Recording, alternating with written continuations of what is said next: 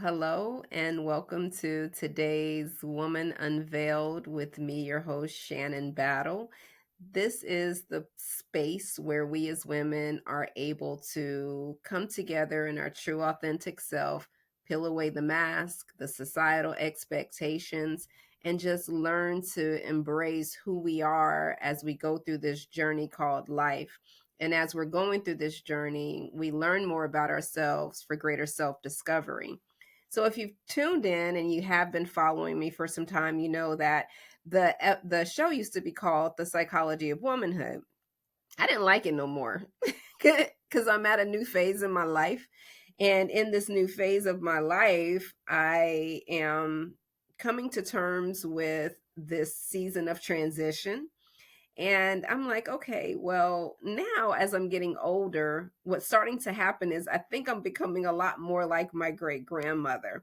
You ever had this person in your life that was very unfiltered and they would say whatever came to mind? And you're like, didn't you just come from church? And why did you just say that? And you're trying to understand, Grandma, how you praying for me and cursing at the same time?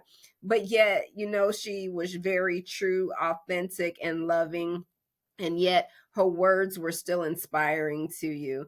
So as we're getting older, I'm not saying go curse, but what I am saying is learn to really embrace the knowledge through the experience that you've acquired in your journey, and be upfront and honest, because as we're able to be honest, we're able to help other women who are going through doubt, who are going through despair, other people in general, because there's a generation coming up behind us, and we may not have a actual assigned leadership role position at work or even in your churches or wherever you congregate. However, we are leaders for people who have been assigned to us for mentorship, for guidance, discipline, whatever we're doing to build up the people coming up behind us. Because remember, life doesn't stop with you. And whether you have children or not, you have family, you have nieces, nephews, and you want to ensure that the legacy of what you've experienced, the value, the substance is passed on to those generations. So today I want to talk briefly to individuals, especially my women, because this is Woman Unveiled, for my women who are experiencing an overload of despair. And when I say despair, despair is an emotion that makes you feel like you're drowning. It makes you feel like the ground beneath you is being pulled away. And you've been experiencing this for quite some time, to where you start asking questions as, when, God, are you going to do something, and how much longer? Because you feel like you can't take any more. I think about this as I've gone through different challenges in my life, and it hasn't always been the smooth sailing, but it feels like it's been more of a rocky road. And I look at women that I work with, and especially the couples that I work with. I really am very intentional on family and rebuilding family, because our families have been destroyed, particularly Black families. And to help people come out of that societal expectation that, as to be a strong Black family, you have to have a certain level of income. That's not, where I go when it comes to trying to help build a sound, structured family that has a lasting legacy that they're passing on to their children and their great grandchildren. When doing that, I often find that the women have been muzzled for so long. And the reason why is because the weight of a woman typically carries a lot of load. If you ever think about, if you've ever watched women in foreign countries, when they don't have access to transportation and they have to carry goods from the market to their hometown, and what do? Oftentimes they have these big old pallets on their head. And you look at that and it's like, how do you stabilize that? Because that to me is impossible. I'm like, are these some type of acrobats? Have they had special training? But this is what they do. They're used to carrying strong loads on their head. Why? Because the head is the way that we process what goes on in our hearts. And when we're doing it emotionally and they're doing it physically, it all starts here in our thoughts. So I want to talk today to those who feel like you've been drowning so much in despair and you just don't know what to do to climb yourself out of it. I want to, look at, okay, what is the problem that I'm actually dealing with and what happened in this moment? Maybe it's something that happened yesterday or something that was triggered, just this morning when you woke up, or as you're listening, something may have previously happened. How did you get to feeling where you felt like the ground was caving in on you? A lot of things that happen in our past experiences are what drives us today in our current lives. And a question that I want you to begin to ask yourself is, what is it that I'm actually struggling with? What is it that is giving me partial satisfaction? And let me ask, let me go a little bit deeper into that. You ever find yourself doing all the right things and you're doing the things that you once loved, but yet you feel like you've lost the zeal, the passion to continue to do those things? Maybe you decided to go back to school and you really love the and embrace the exploration of learning more and increasing your knowledge, but yet it feels like something is missing, like there's a vague emptiness still lingering, even though you know that you're working towards accomplish a greater success. You know that in this moment right now, what with what you're experiencing, that something's not right, and it's not right within you, even though life is still doing well with maybe your finances, with your children, your husband is doing good, but yet there's something within you that still feels like it's something missing. And my daughter, she just got her wisdom teeth pulled, and she was like, Mom, she said, it feels like something is missing. You just got your teeth pulled. Yes, there should be a hole there. But yet, your body is going to do something to try to adapt to the emptiness. And I want you to think about that in terms of the emptiness that you may feel from something that you think that you've lost, and it has impaired your ability to feel your significance and your self worth because it was really tied to who you are today. It was a big loss. And then now, when you have a situation that happens in your life, it makes you be reminded of what it is that you lost, even if you're not intentionally thinking about it. So, what I want you to begin to do is just look at, okay, why is it that I'm now feeling this great level of despair? What just happened? And especially if you're doing the right things, you're doing what you know to do, but yet this feeling, you just can't shake it and it bothers you. I want you to begin to ask those questions and dive a little bit deeper, because it may not be the issue that you just were confronted with, but it may be things that you've never resolved from your past. How do you know they haven't been resolved? Because you keep visiting the situation over and over again. And what I would encourage you to do is find what works for you. If we could just for a moment look at a scripture that was really helpful to me when I was preparing for this talk. And I asked the question, I was like, God, why is it that, I'm feeling this despair and empty? Because I've gone through those situations. And so hopefully this will be some encouragement to you. It's in Psalms 42. As the deer pants for the water brooks, so my soul pants for you, God. My soul thirsts for God, for the living God. When shall I come and appear before God? Like, okay, when is this happening? Because God, I want this. My soul wants all of you.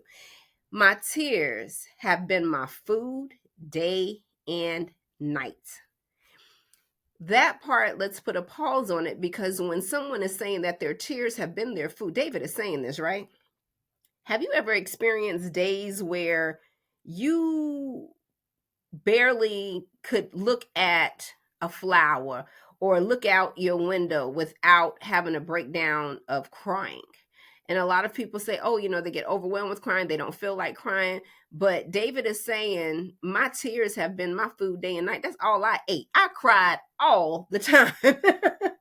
This situation I was going through, this trouble that I was experiencing, it consumed me so much that I couldn't even get myself together. And so I want you to be encouraged that, for one, you're not alone if that's what you're experiencing. You're not losing your mind. And there is a way to be able to start positioning yourself, repositioning yourself, so that you can show up better to identify what is triggering these tears and this despair. Then he goes on to say, while they say to me all day long, where is your God? And now we ask that question when we've been going through, think about something you've been experiencing. You've been waiting on God to really change a situation. And because I work so intensively with marriages, let's say you've been waiting for your husband to change. You've been waiting to see God. You see him making changes, but now you waiting to see God. I need to see a move of God in this man. And the move of God is going to look different than what I've ever seen before. But what I'm looking at still doesn't seem in proper alignment. So God, guess what? Where are you? I'm still waiting on you. You said to trust you. I'm here, and I've been waiting 1 year, 3 years, 5 years, and the manifestation still hasn't happened. And then so now David digs a little bit deeper and he says, while they say to me all day long, where is your God? Then he says, I remember these things and pour out my soul within me. So now I got to go back to remember, because I'm in this place. I've been crying all day and night and nothing is happening. And now I'm questioning even if God is here with me. So for I used to go over with the multitude and walk with them to the house of God. Now, there was a community of support that David once had. He used to go with people and go to the house of God. And while they were there, they had a voice of joy and thanksgiving, a multitude celebrating a festival. When is the last time that you really celebrated what God has done with you in your life? I mean, I know things are bad right now and it feels like nothing else is good is going to happen to you, and you've convinced yourself and you've changed your mental perceptions, and it causes you to sink in the thought of never being able to overcome these fears that you've been fighting and battling all of your life. But when was the last time that you surrounded yourself with people who love God, people who help generate a praise out of you, people who help remind you that you are you're in a better position than what you were before. It may not feel like it, but you're much further. Imagine going through what you're experiencing now when you were still developing in your 20s. Imagine having to hold, remember I was telling you about the women in the foreign countries where they carry their products on top of their head. Imagine carrying the weight of something that may be 80 pounds as an adult now, as a child when you were 10 years old. Imagine the position that you're in now to be able to confront these fears that you're experiencing. So that's why I say, even though now may be, seem like it's the worst time ever, you are stronger today than what you were before had you encountered this experience back then. So all of what you've experienced has been preparing you to be able to carry this weight, because this weight, now that when you carry it, you're not carrying it alone. You're carrying really nothing, because you're anchored with God and he's carrying the weight, but pulling you along in this process. And then when I was reading further in Psalms 42, the question was, why are you in despair, my soul? He questioned the soul. Now, the soul that was thirsting for God, now he's questioning it. Why are you in despair, my soul? And why are you restless within me? Wait for God, for I will again praise him for the help of his presence, my God. So when I was reading that, I was like, dang, this is therapy right here. That was a really good therapy, right? And I was like, Dag, I don't even need to schedule a session with my therapist, because God did a thing with that revelation just in that scripture. It lets us know that we will get to moments of being very down, just being very down, feeling like we are worthless, we're insignificant. something is going to happen that's going to make you feel as though then like your need isn't being met, that you're not safe. And then when you feel safe, what do you find yourself doing? Retreating to do something that makes you feel safe, even if it makes you do nothing. So it's kind of neurotic in a sense. I will stop doing things. I will develop an attitude against my spouse. I will not put forth 100% because I know if I do 100%, I'm just going to keep getting let down. And so to protect myself from being let down again, let me go back to safety and do nothing. But today, because you're listening to this, we're going to stop that perpetual pattern and we're going to do something. What I want you to do is I want you to find you somebody that you've been connected with, somebody that has crossed your path, even if it was a long time ago, but yet they gave you an experience in their interaction that allowed you to become awakened and feel alive again. You keep doing this by yourself, and which is why you're struggling. You're struggling to make sense of things that just don't make sense. You're doing the right stuff, bad things happen. No, that stuff doesn't make sense. But why are you trying to reason with your fear? You need to put your fear where it belongs, which is in the hands of God, so that you can walk in power. It's time to be strengthened. How do you get strengthened? You do things, you do the things that you remember. Remember, David remembered what he used to do that caused him to celebrate. What do you need to do to form a mental celebration? How do you get back mentally anchored in those things that brought you joy, in those things that gave you peace, even though you were experiencing a lot of turbulence? So those of you who are struggling with despair on this day, I want you to be intentional and ask yourself, why am I restless? What is causing me to be restless in this situation? Why do I continue to repeat this pattern of having partial satisfaction, not meeting the goal, and then going right back into despair? Why can't I break from partial satisfaction to being fully satisfied? Why can't I get over this vague sense of emptiness that I keep experiencing in my life? You have got to begin to ask those hard questions, because subconsciously inside of you, the fight that's going on, it does not want you to change. You don't want you to change. Your past don't want you to change.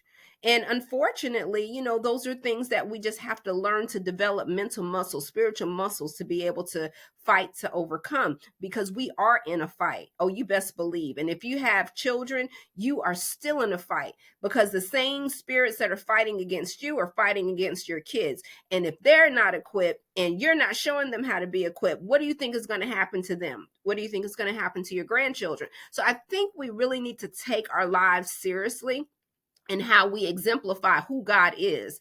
And we need to be able to recognize that if God's glory is real and it's made apparent, and I want it to be an example to other people who are watching me, how am I showing up when I face an adverse situation? How is it that I'm showing them that, I still have joy even in the midst of these problems? How am I handling these situations with grace?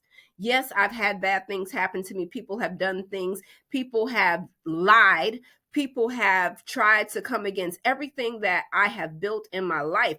But yet, how does God show me how to do this with grace, where I don't sit in the seat of despair, where I am not wallowing in my tears excessively too long, where it's preventing me from doing the things that God is trying to bring with me to expand the call that He has on my life? I thank you guys for listening. Today is going to be a good day for you. And if it's not, it's because you choose for it not to be. I know you may have situations that are going on that are beyond your control, but yet in this moment, in this time, you have the ability to do something that's going to awaken you, to allow you to become creative again, to let the word effectually work in your life again. And it's going to start with your confession of you identifying what's causing you to be restless and surrendering it, and really getting to the core of the situation, that you may be able to come out into the woman that you are unveiling. Take the mask off, sisters. If you want to continue to rock with me, just go to my website, www.shannonbattle.com. We have workshops coming up, so make sure you sign up for some of those workshops that will help you be more engaged and have a healthy, thriving marriage. Until we talk again, you guys walk in power, authority, and love.